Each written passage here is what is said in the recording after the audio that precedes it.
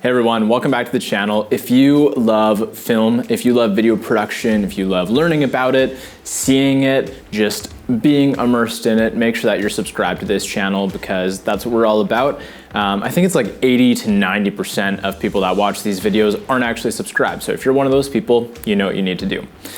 Today we're talking about 5 kind of like hacks, or not necessarily hacks, but just 5 features within Premiere that are gonna save you a heck of a lot of time when you are editing. Premiere is a bit of a beast. I remember when I was first learning the craft and getting into editing, it was very daunting. You know, there's a lot of different features. It's a very deep, in-depth program, and there's a lot to learn.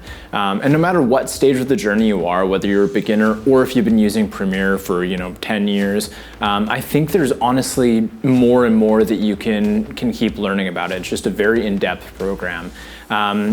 And they're always updating it as well. Every time there's a new update, they're always adding features, which sometimes come with a lot of bugs, and sometimes I wish they would focus on fixing those bugs rather than adding features, but nonetheless, there's some pretty powerful and incredible features that are a part of the program and continue being added. So I just want to talk over some of those and just 5 ways or 5 different tools that can really enhance and speed up your workflow. The first is scene edit detection. Essentially what this enables you to do is drag a pre-edited clip on your timeline. So an exported video, sometimes there's cases where a client, gives you like a YouTube link and you have to somehow work that into your video, or they give you, a video that was done before that was edited by themselves or a different video production company, and you need to work that into your content, and you're having to go and find your in and out points to make different clips and put that on your timeline. This is a really easy way to get all the different clips you need kind of like edited out for you. And so you can literally just drag a clip onto the timeline, click scene edit detection, and then it will basically detect all the edit points for you, and it'll create all those cut points. And so now you have all your individual spliced up clips that you can drag and use as B-roll without having to go and individually make those cuts. If you've ever had to do this the old way and manually make those cuts, just in theory how much time this is gonna save. And when you go and actually do it, and you just press a button and that loading bar goes across, boom, creates all those cut points. It's a pretty incredible experience, and you realize the magic and the power behind that. So in Premiere, here's how you would go about doing scene edit detection. So the first thing we're gonna do is bring in an already edited video, and I'm gonna drag that onto the timeline. And so now we can see we have our video and our sequence here. And all I'm gonna do is actually double click or right click, and I'm gonna go to scene edit detection right down here. And we're just gonna click it, apply a cut at each detection cut point or each detected cut point. That's great. We're gonna click analyze, and that is literally it. So now we're just gonna wait for it to actually analyze the clip. This might take a few seconds or maybe a few minutes depending on how long your clip actually is. So just finished analyzing, and we can see that at every time that the camera switches angles or every time that there's a new shot, it's applied a cut point. And so if we're editing a sequence, we can delete all of our audio, and we can basically drag each of these individual clips wherever they need to be for a video. So that's a really quick and easy and awesome way to be able to get all these cut points made for us without the tedious process of going in, finding the exact frame, doing our shortcut to add and edit. So much easier, so much simpler. Number 2 is the remix function in the essential sound panel. Essentially what this enables you to do is just tell Premiere how long you want your song to be, and it will just automatically cut it down to that point.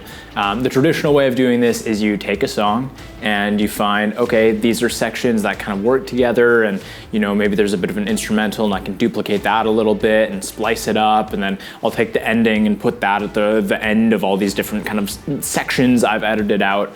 And it's a pretty tedious process and a really annoying process. This completely simplifies it, and I will say that 90 to 95% of the time, it works like a gem. I've had a couple times where it doesn't get the song perfect, but I would honestly say, like, those are the numbers. 90 to 95% of the time, this works seamlessly and it edits the song exactly the way that it needs to be edited, probably better than I could do it myself. And so you literally just type in, I want the song to be 2 minutes and 30 seconds. So it does its magic and it edits it to, 2 minutes and 30 seconds and you're ready to go and you're laughing. So that's a pretty incredible feature and that saved me so much time in my editing process now. All right, so if you're wanting to use the remix function, here's how you would go about doing that. First of all, we're just going to find a song that we can use. So we're gonna take this guy and drag it into our project. And now we're just gonna drag this onto the timeline. So this is actually so easy to use. I'm just gonna give us a little more space so we can see our waveform. Not that we need it, but I just like it to look that way. So I'm gonna go to our essential sound panel and highlight this clip, and I'm going to go to music because it is a piece of music. And now we're going to tick duration. And under target duration, well, first of all, we need to make sure that this remix option is selected. I think that's the default, but if it's not, make sure that that's selected rather than stretch. And then we're gonna go to our target duration. And let's say we want this to be 5 minutes instead of 3 minutes. I'm gonna make that 5 minutes, press enter. And you can see just like that, it applied all these cuts. And now our song is at the 5 minute mark. This tool is actually really, really useful and it does a really good job with pretty much everything you throw at it. When you have lyrics, sometimes it can get a little more complicated, but I found that it actually does a really good job of picking up when those points are that it should cut. And so super useful tool. This will save you a ton of time when editing music. You can see we literally did that in like a matter of seconds. So huge time saver. The third is a feature that I actually use in tandem with that remix function very, very often. And that is simply track volume, or kind of like track keyframing. And so essentially what I do, the way that I used to do this, because I just didn't know Premiere well enough, is I would use the pen tool, and whenever I was ducking audio or kind of like automating my audio for music or what have you, I would basically go in with the pen tool and do that on the clip itself. And what I realized with this is that's great until the client asks for a different song, and then you have to go and redo all those edits that you made on that other song. And so the better way to do it that I have found is to make your keyframes, make your kind of pen touch points actually on the track volume. And so when you make those adjustments, that's applied to the track, not necessarily the specific clip that you're using. And so if you sub in a different music track, you will retain those same keyframes and the same ducking that you automated. And the great part of this is if you use it in tandem with the remix feature, it works perfectly because all you have to do is drag in the new song, tell it what duration you need it for, and it's all edited for you. And so this is a huge time saver. This honestly has changed my workflow and made it so much faster, specifically in the revision phase of doing a project. And running a business, working with clients, you learn this pretty quickly, is that revisions are a really important part of the process. Just because you think it's great and your final deliverable is seamless, the client might have a different interpretation of what they actually want, and you might have to go back after the fact and switch out music, switch out different pieces. And so setting up your project in a way that is like revision proof, so to speak, where it just saves you the most time when you have to go back into that project, is just a smart way of working. Okay, so when you're trying to do track versus clip automation, the old way of doing it, or the way that I used to do it, is, I would go in and on the actual clip itself, I would go in and say we, had a piece of video right around this mark, and I wanted the music to fade down for it. I would create a point here, I would create a point here, and then I would dip the audio, maybe I'd do it around like -23 or something like that, right? And so when you would play it, then it would naturally fade down for the video. And that's great, and that works really, really well. The only issue is that if you delete this clip, all of our automation is gone. And so what we're gonna do is we're going to pull this track down a little bit more, keep going, and then this show keyframes kind of icon appears. And so if we click that icon, we go down to track keyframes and we click volume. Now it looks very similar, but we're now affecting this track rather than this specific clip. And so now when we go in and we create a keyframe and we pull our audio down to -23. So now you can see if we click on this track, it doesn't do, or on this clip, it doesn't actually do anything. We can't even highlight it. And so that is because we are right now only affecting the track, right? The clip is irrelevant. So we have to go back to clip keyframes, and now we can select our track again. And we can delete it, but if we go back to our track keyframes, oh, our automation is still there. And so if we were to bring in a new music track, all of our automation would still exist. And so this is really great when you're doing revisions. It's awesome, saves so much time, and you can have your same kind of automation. And then under your clip keyframes, if we still have our audio track here, we can affect our duration, right? We can make this 3 minutes and none of our automation is going to be affected, right? If we go under track keyframes, it's still in the same spot. Nothing's been stretched or moved or anything like that.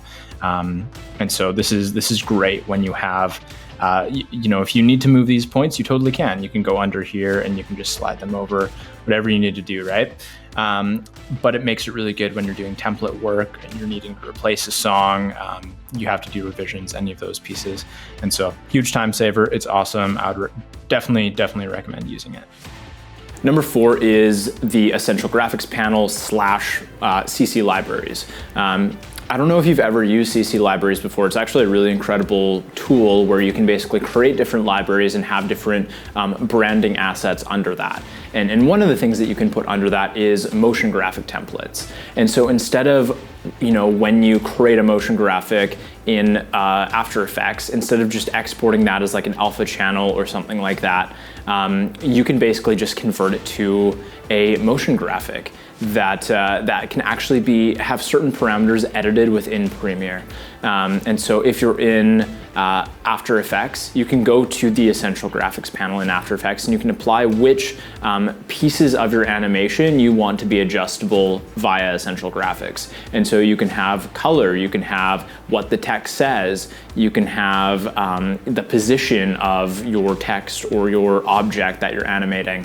And these pieces can actually be controlled after the fact in Premiere. And so you have to be kind of intentional how you design these pieces. Obviously, like if you put in random parameters and don't think it through, it might screw up your animation. But if you do it intentionally and actually plan it out well, this can be an incredibly powerful tool that when you bring that into Premiere, all you have to do is like flick some check boxes or change an opacity filter or type in the text that you want, and all of your animation is done for you. And so instead of having to make custom animations for every single project that you do, anytime you're adding a lower thirds or what have you, that eliminates that groundwork that you have to do, or simply needing to grab a template After Effects file and input different text and then bounce that file out and then import it into your Premiere project. It just cuts out all this middle ground, which is incredible. And I love how Premiere and After Effects talk to each other. That's one of the main reasons that it's hard for me to consider switching to Final Cut or Resolve, is just that powerful connection. The power of After Effects is incredible, and having that paired in with Premiere is pretty sweet too. Okay, so when you're dealing with Essential Graphics and CC libraries, the first thing you're gonna do is obviously you need to create a motion graphic. And so I'm not gonna walk through the whole process. This video would be super long if I walk through how to do, how to work in After Effects, how to create motion graphics, how to, dictate everything within your Essential Graphics panel. So I'm gonna try to keep it really simple. Let's just assume that you have a created animation. So right here, I have an animation for this marketing agency that I'm working for.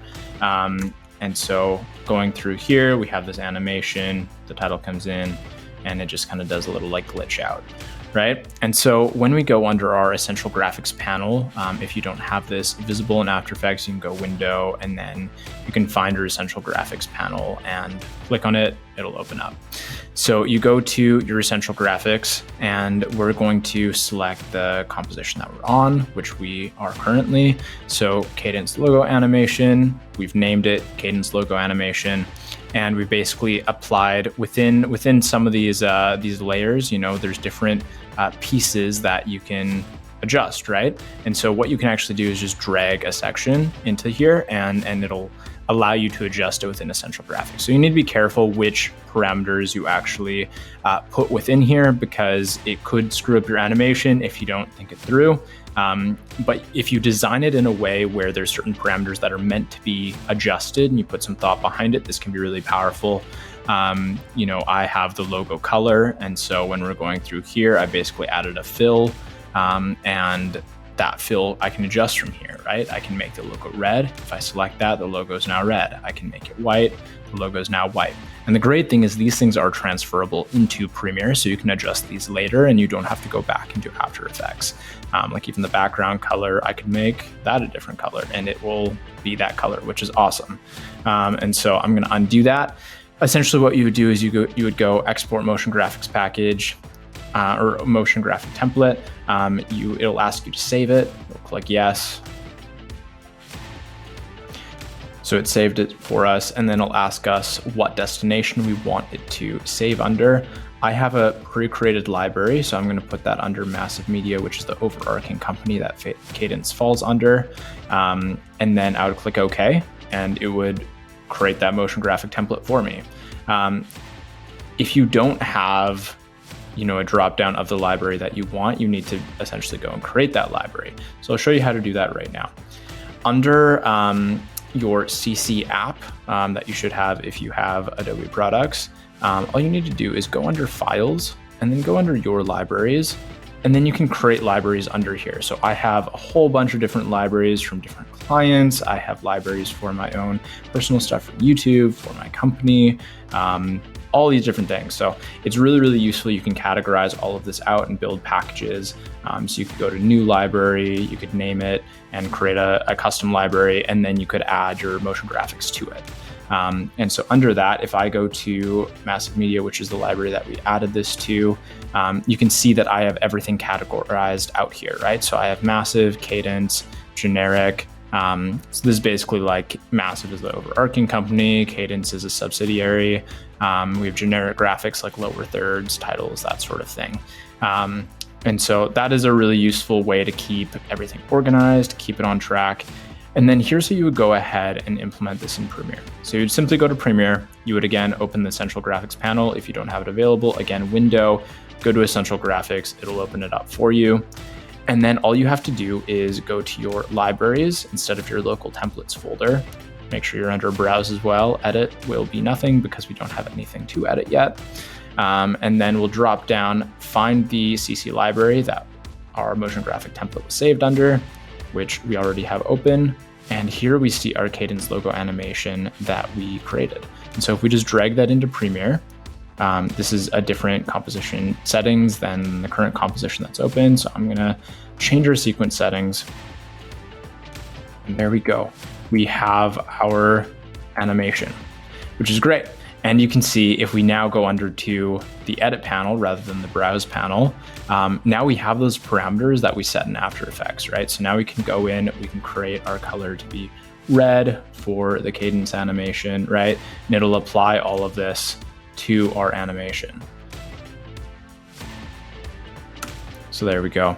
You can see everything is working great. We have that control, so we don't have to even touch After Effects anymore. And so you can see this is a great way, right? Like if you have clients that are on an ongoing basis, if you have a YouTube channel or your own personal brand or what have you, or you have graphics that you're using all the time, having it under this CC library and just being able to drop that in, tweak the essential graphics if you need to customize anything, it's a way better way of working instead of having to constantly switch between After Effects and Premiere. The last tool I want to talk about is a third-party plugin, but it's actually, it comes with the latest version of Premiere and it is really well integrated into it. And that is the Frame.io review function. I don't know if you've ever used Frame.io before, but it's an incredible tool. It allows you to, basically, it's the best review platform that I've found for video, where clients can leave comments directly on timestamps of the video.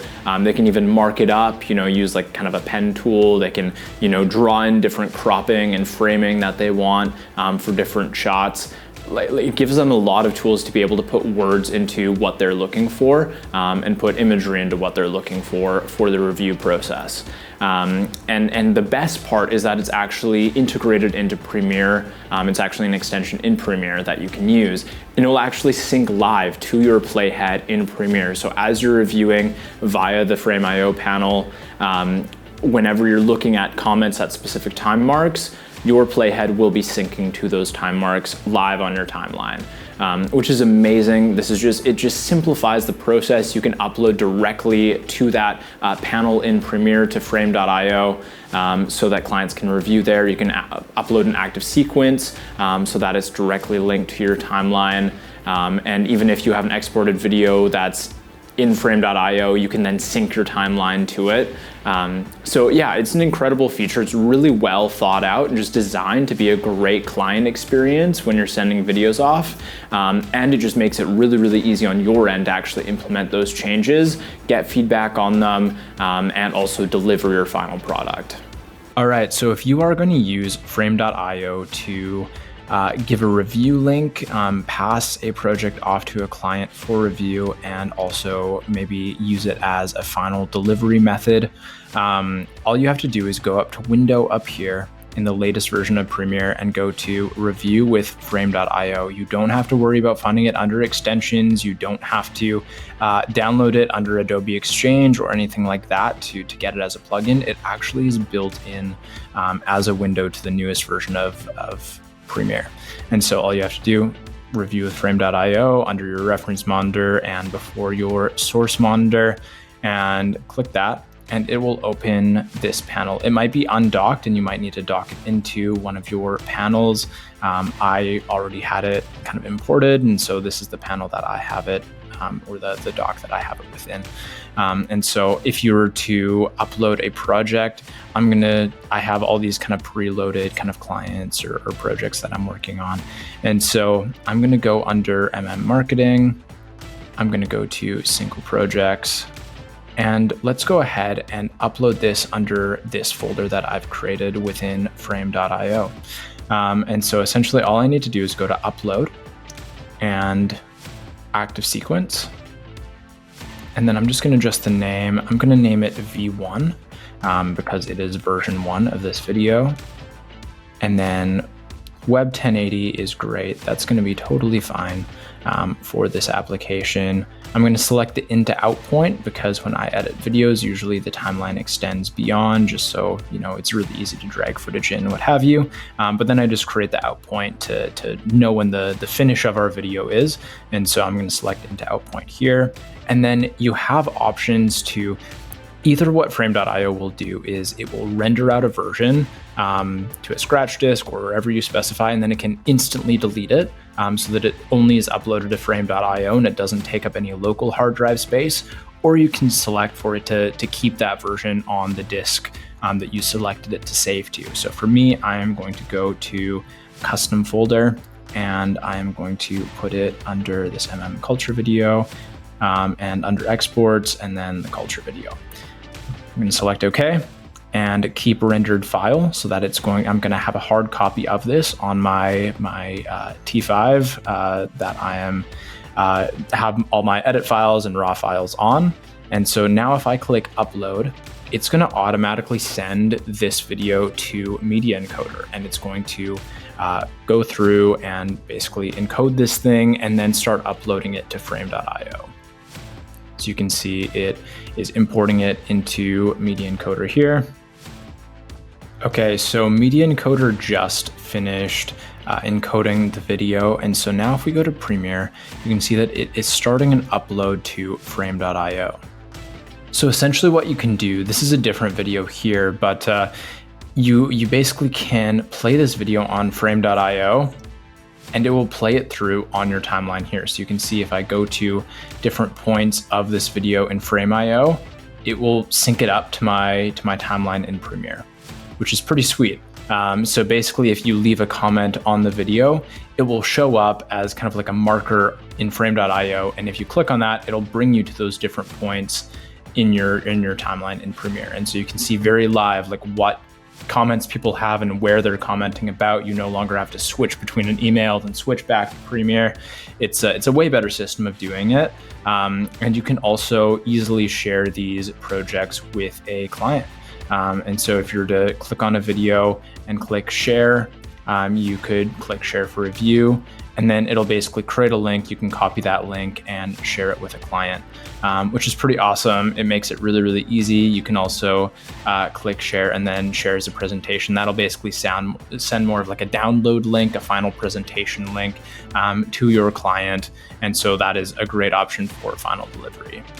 Recently, I switched purely to Frame.io for all of our deliverables and for review process, and it's honestly changing my entire workflow. It's amazing. It is simplifying things. It's making my job a lot easier as far as like retaining mental space whenever I would send off projects before. You're dealing with all these different emails, and you're writing down your revisions on like a Google Docs or like a Apple Notes or whatever, and trying to check it off and keep track of all that stuff. And to have that all consolidated in one place and to have that integrated into Premiere is yeah, it's amazing. It's incredible what that technology can do. And so I would highly recommend implementing this into your workflow. Your clients will love it, you'll love it, and honestly, everyone wins when you're using this platform. So those are 5 tools in Premiere that will drastically speed up your workflow if you start implementing them. Maybe you heard of them before. If so, that's great, incredible. Glad you've already been on that boat. But if this is new to you, I really hope that this helps and is just another kind of like few tools in your tool belt that you can use to implement in your workflow, and that can help speed things up and just make your process that much smoother. If you enjoyed this video, if you learned something from it, or if you just love filmmaking in general and want to be a part of the content that we're making here, I would encourage you to subscribe to the channel, give the video a like, ring the notification bell, all that stuff. You know the drill. You've watched YouTube videos before. Go ahead and do that, and we'll see you in the next one.